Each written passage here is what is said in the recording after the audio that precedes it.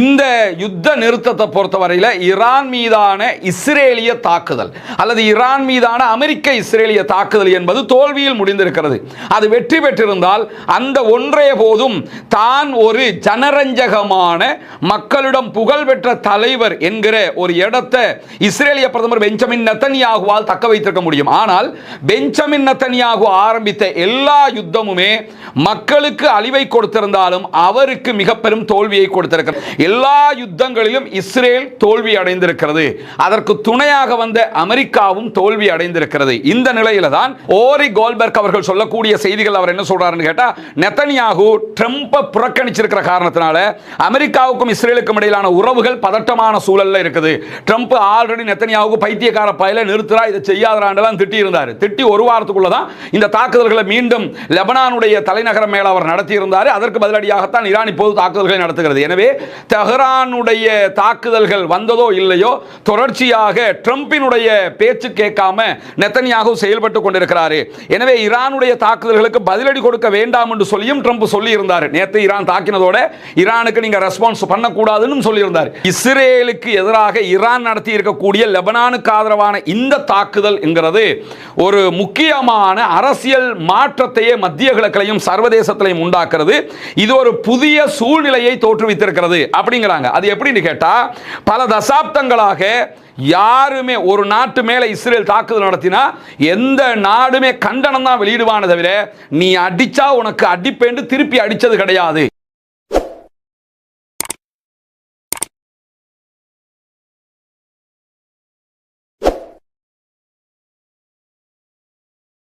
அன்றுக்கினிய சகோதர சகோதரிகளை நம் அனைவர் மீதும் ஏக இறைவனுடைய அமைதியும் கருணையும் உண்டாகட்டுமாக என்கிற உயரிய பிரார்த்தனைகளோடு, நமக்கெல்லாம் தெரியும் நேற்று இரவு பின்னேரங்களில் ஈரான் திடீரென இஸ்ரேல் மீது ஒரு தாக்குதலை நடத்த ஆரம்பித்திருந்தது.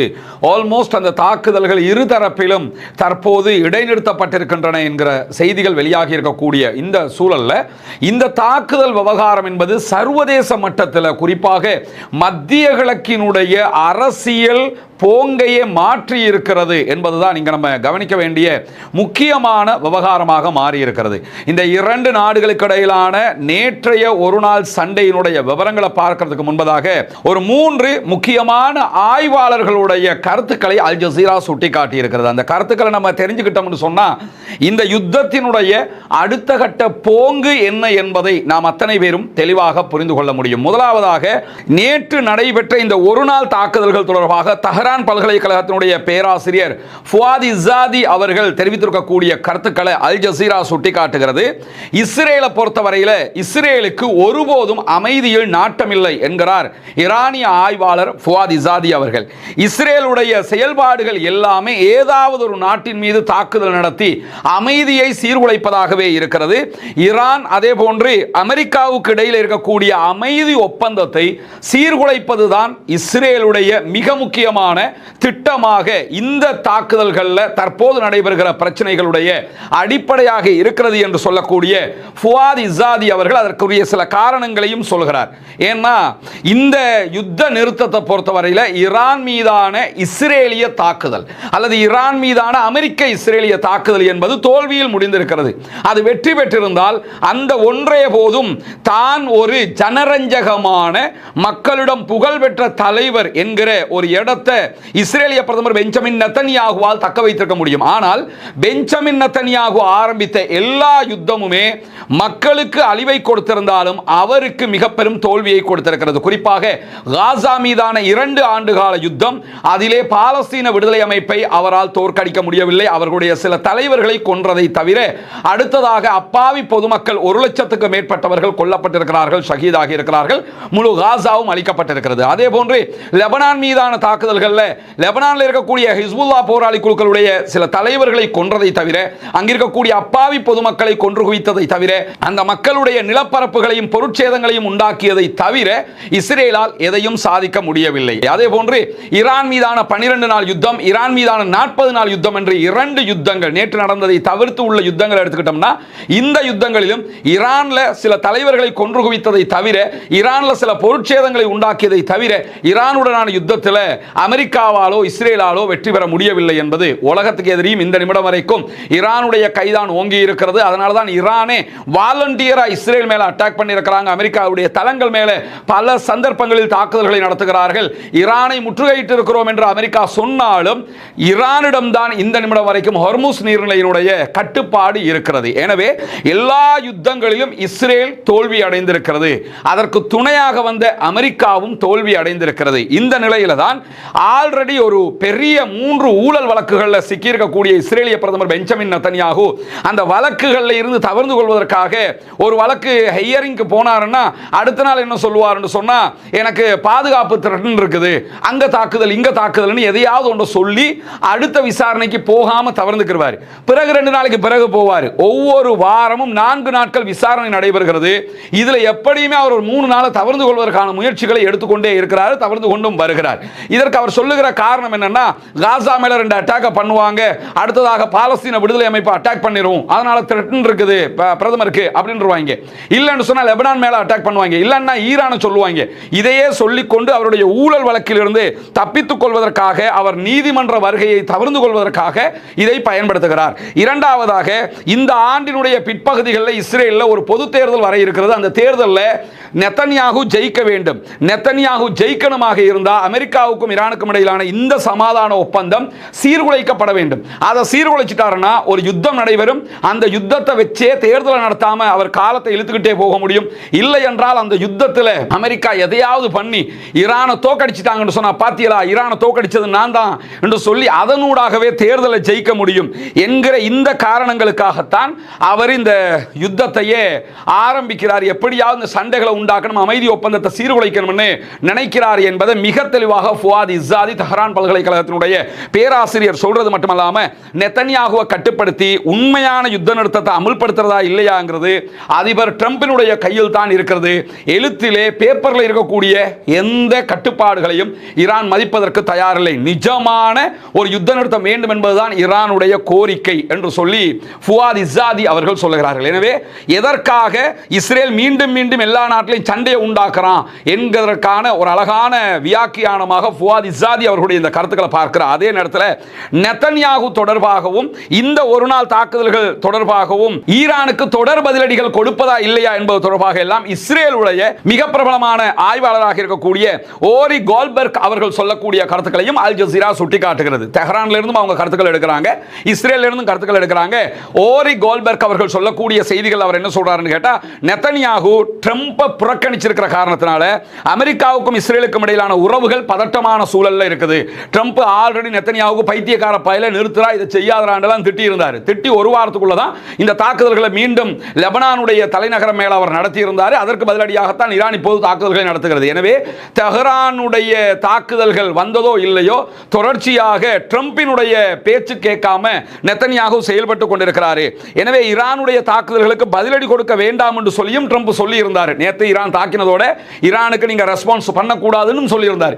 அதை மீறி ஈரான் மேலையும் தாக்குதல்களை நடத்தி இருந்தது இஸ்ரேலிய ஆக்கிரமிப்பு ராணுவம். இந்த நிலையில தான் அமெரிக்க இஸ்ரேலிய உறவு கொஞ்சம் பதட்டமாக இருக்கிறது என்று சொல்லக்கூடிய ஓரி கோல்பர்க் என்று சொல்லக்கூடிய இஸ்ரேலுடைய பிரபலமான ஆய்வாளரும் தொலைக்காட்சி வர்ணனையாளரும் மேலதிகமாக என்ன சொல்றாருன்னு கேட்டா, இந்த சமீபத்தில் நடக்கக்கூடிய நிகழ்வுகள் எல்லாமே ஒரு நீடித்த தாக்கத்தை ஏற்படுத்துகிற ஒரு நிலையை உண்டாக்கி இருக்கிறது. அமெரிக்காவினுடைய ஆதரவு இல்லாமல் முழு அளவிலான ஈரான் மீதான ஒரு யுத்தத்தை மீண்டும் தொடங்குகிற அளவுக்கு இஸ்ரேலுக்கு எந்த வலிமையும் கிடையாது.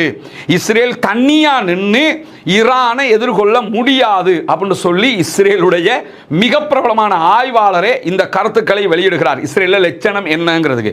இரண்டாவதாக, சர்வதேசத்திலையும் உள்நாட்டுக்குள்ளேயும் தனியாக ஒரு பெரும் தாக்குதலை நடத்துவதற்கு இஸ்ரேல் அரசியல் ரீதியாகவும் பலவீனமாக இருக்கிறது. உள்நாட்டுக்குள்ளேயும் சரி வெளிநாட்டிலையும் சரி இஸ்ரேல் அரசியல் ரீதியாக ரொம்ப பலவீனப்பட்டிருக்குது. எல்லா நாடுகளையும் இஸ்ரேலுக்கு தொடர் எதிர்ப்புகள் வந்து கொண்டிருக்கிறது. உள்நாட்டுக்குள்ளேயும் பல ஆர்ப்பாட்டங்கள் இஸ்ரேலிய ஆக்கிரமிப்பு அரசுக்கு எதிராக நடைபெற்று வருகிறது. எனவே தனியா நின்று இஸ்ரேலால ஈரானோடு சண்டை பிடிக்க முடியாது அப்படின்னு சொல்லி அவர் சொல்லக்கூடிய கருத்துக்களையும் பார்க்கலாம்.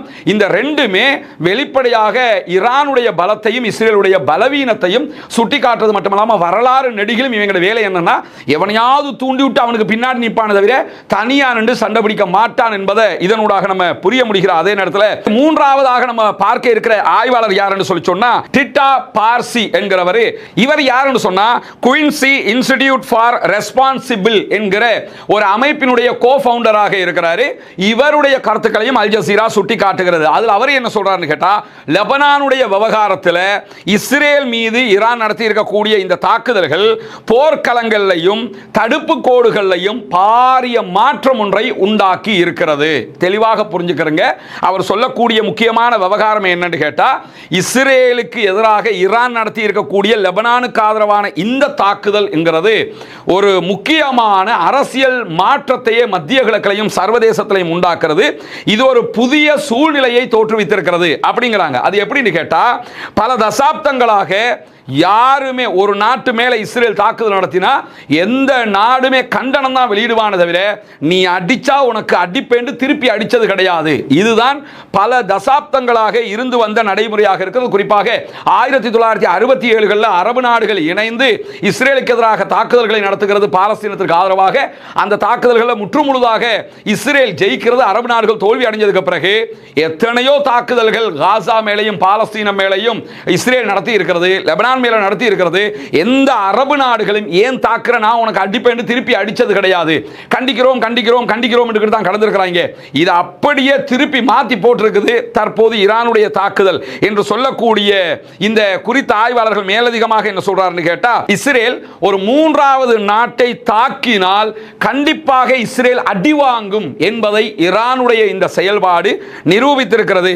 ஒரு பிராந்திய நாடு தன்னுடைய ராணுவத்தை பணயம் வைத்து இன்னொரு நாட்டுக்காக தாக்குதல் நடத்தும் என்பதை இந்த சம்பவங்கள் நிரூபித்திருக்கிறது என்று சொல்லக்கூடிய இந்த ஆய்வாளர் மேலதிகமாக என்ன சொல்றாருன்னு கேட்டா, தெஹ்ரான் லெபனானை சுற்றி ஒரு புதிய தடுப்பு கோட்டை நிறுவி இருக்கிறது.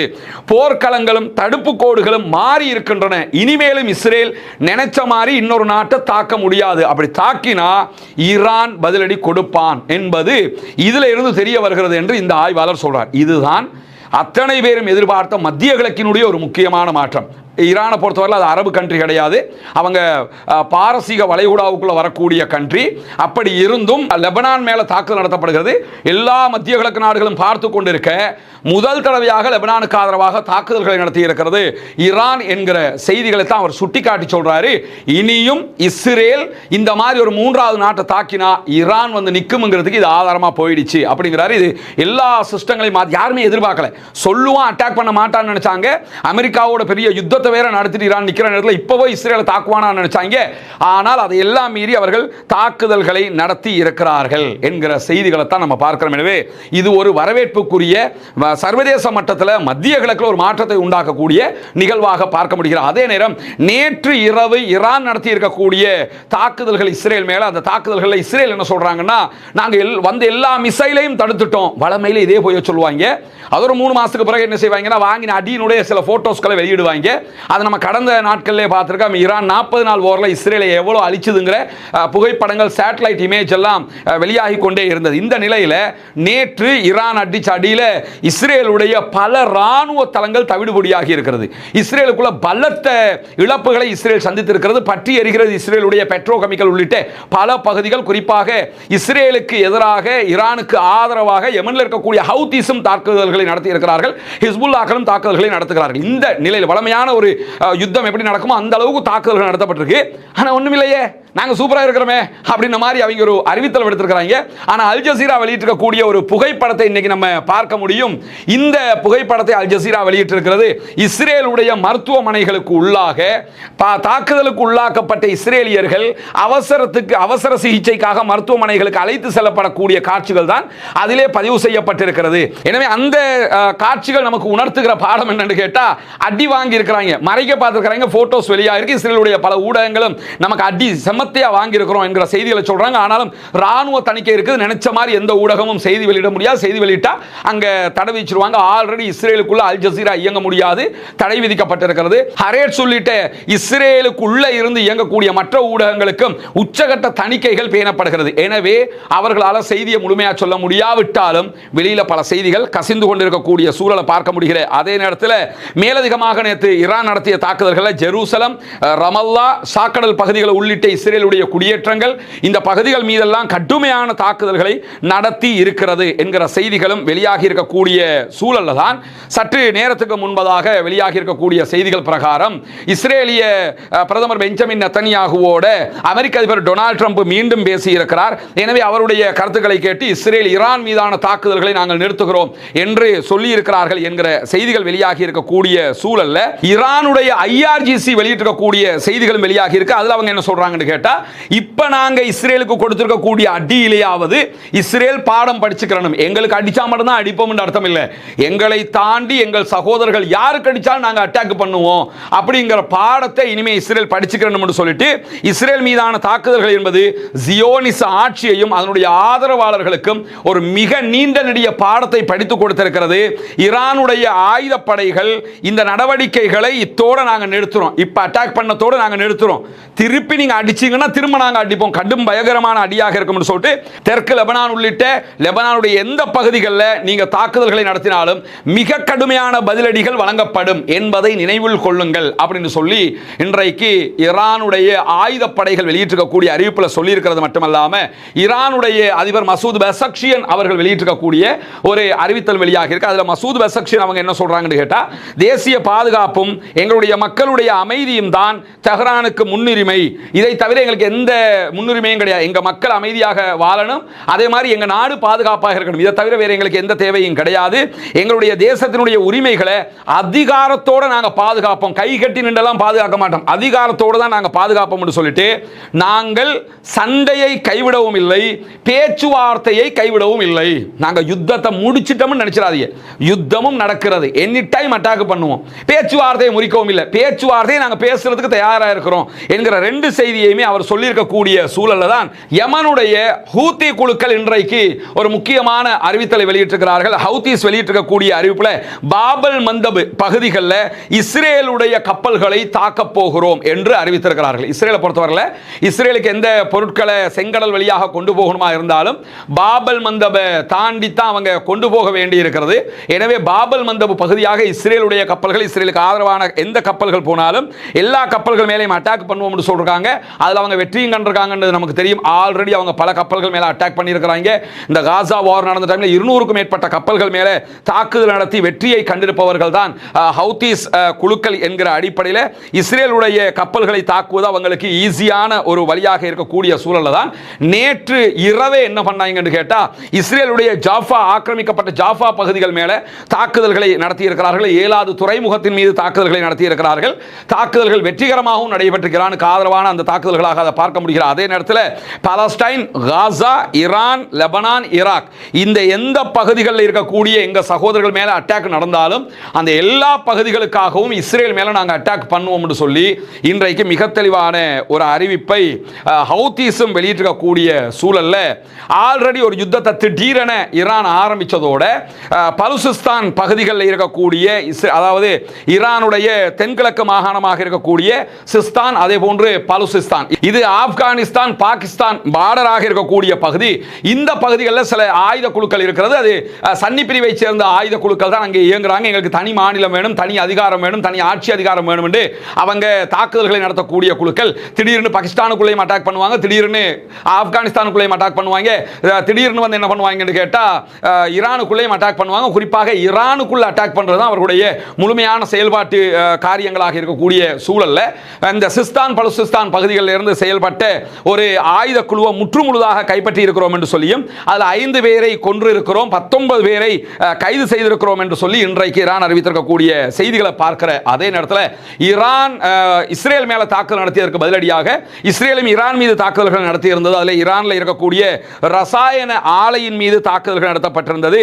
இந்த தாக்குதல்களை உறுதிப்படுத்தி இருக்கிறது ஈரானுடைய ஃபார்ஸ் நியூஸ் ஏஜென்சியும் ஈரானுடைய தென்மேற்கு ஈரானில் இருக்கக்கூடிய மஹ்ஷர் என்கிற நகரத்தில் இருக்கக்கூடிய கரூன் பெட்ரோ கெமிக்கல் நிறுவனத்தின் மீது தான் இந்த தாக்குதல்கள் நடத்தப்பட்டிருக்கிறது. மிக கடுமையான தாக்குதல்களாகவும் ஈரானை அதை சொல்லி இருக்கிறது. காலை 7:30 மணி அளவில் தான் இந்த தாக்குதல்கள் நடத்தப்பட்டிருக்கிறது. இந்த ஆலையின் மீது 2 முறை குண்டுவீச்சுகளை நடத்தி இருக்கிறது, ஏவுகணை தாக்குதல்களை நடத்தி இருக்கிறது இஸ்ரேல் என்கிற செய்திகள் வெளிவந்திருக்கிறது. எந்த உயிரிழப்புகளும் ஈரானுக்குள்ள ஏற்படலை இந்த தாக்குதல்களால். இதற்கு பதிலடியாக உடனடியாக இஸ்ரேலில் இருக்கக்கூடிய ஹைஃபாவில் இருக்கிற ஒரு பெட்ரோ கெமிக்கல் ஆலை ஆலையின் மீது பெட்ரோகெமிக்கலுக்கு பெட்ரோகெமிக்கல் பதிலடி என்கிற விதமாக உடனடி பதிலடியை பாலிஸ்டிக் ஏவுகணைகள் மூலமாக வழங்கி இருக்கிறது ஈரான். அதே மாதிரி இஸ்ரேலுடைய 2 ராணுவ தளங்கள் மீதும் தாக்குதல்களை நடத்தி இருக்கிறது என்கிற செய்திகள் வெளியாகி இருக்கிறது. குறிப்பாக நவாத்திம்ல இருக்கக்கூடிய ராணுவ தளம், டெல்னோஃப்ல இருக்கக்கூடிய ராணுவ தளம், இந்த 2 தளங்கள் மீதும் தாக்குதல்களை நடத்தி இருக்கிறது ஈரானுடைய IRGC படைப்பிரிவுகள். தொடர்ந்து இப்படியான தாக்குதல்களை நாங்கள் கொடுத்து கொண்டே இருப்போம், இஸ்ரேலுக்கு பதிலடி நிச்சயம் என்பதை அவர்கள் வலியுறுத்தி இருக்கிறார். அதே நேரத்தில் சற்று நேரத்துக்கு முன்பதாக வெளியாகி இருக்கக்கூடிய தகவல் பிரகாரம் ஓமான் பகுதிகளில் 24 இந்திய மாலுமிகளோடு சென்ற ஒரு எண்ணெய் கப்பல்ல தீப்பரவல் ஏற்பட்டிருக்கிறது. ஒரு அட்டாக் நடந்திருக்கிறது. அந்த அட்டாக்கு காரணம் யாருங்கிறது இன்னும் தெரிய வரல. ஆனால் இந்தியா தற்போது இந்தியாவினுடைய கப்பல் போக்குவரத்து ஆணையம் வெளியிட்டிருக்கக்கூடிய தகவல்களில் தீப்பரவல் ஏற்பட்டிருக்கிறது என்பதை அவர்கள் உறுதிப்படுத்தி இருக்கிறார். அதே நேரத்தில் மடகஸ்கர் கொடியை ஏந்தி கொண்டு போன மாரிவக்ஸ் என்கிற கப்பல் மீது தான் இந்த தாக்குதல்கள் நடத்தப்பட்டிருக்கு. இந்த தாக்குதல்களில் உள்ள கப்பலுக்குள்ள நாங்கள் இது எண்ணெய் ஏற்றுமதி செய்யக்கூடிய கப்பலை தவிர அதுக்குள்ள ஆயுதங்கள் எதுவும் இல்லை அப்படின்னு சொல்லியிருக்கிறாங்க. இது எதுக்காக திடீர்னு இந்தியா சொல்லுது என்கிற கேள்விகள் எல்லாம் எழக்கூடும். குறிப்பாக ஈரான் மிக தெளிவாக சொல்லிட்டாங்க என்னன்னு கேட்டா, கப்பலுக்கு பணத்தை கட்டிக்கிட்டு ஹொர்முஸ் பகுதிகளில் யாருன்னாலும் போய்க்கிறலாம் சொல்லிட்டாங்க. ஆனா எந்த ஆயுதத்தையும் ஏற்றிக்கிட்டு போகக்கூடாது. ஏன்னா இந்தியா தொடர்ச்சியாக இஸ்ரேலுக்கு ஆயுத சப்ளை பண்ணுகிறது என்கிற செய்திகள் எல்லாம் வெளியாகி கொண்டிருக்கிறது. இந்தியா ஆல்ரெடி ஒரு ஒப்பந்தத்தை, இந்தியாவினுடைய ஒரு போர்ட்டை கூட நேரடியாக ஈரான்ல அவங்க உருவாக்கி கொண்டிருந்தாங்க. ஒரு துறைமுகத்தை கட்டிக்கிட்டு இருந்தாங்க, அதானியினுடைய துறைமுகம். அது அந்த துறைமுகத்துக்குரிய எல்லா ஃபண்டிங்கையும் இஸ்ரேலுக்கு ஆதரவாக இந்தியா ஈரானுக்கு கொடுக்காம நிறுத்தி இருக்கிறாங்க. அதனால ஈரானுக்கு எந்த நஷ்டமும் கிடையாது.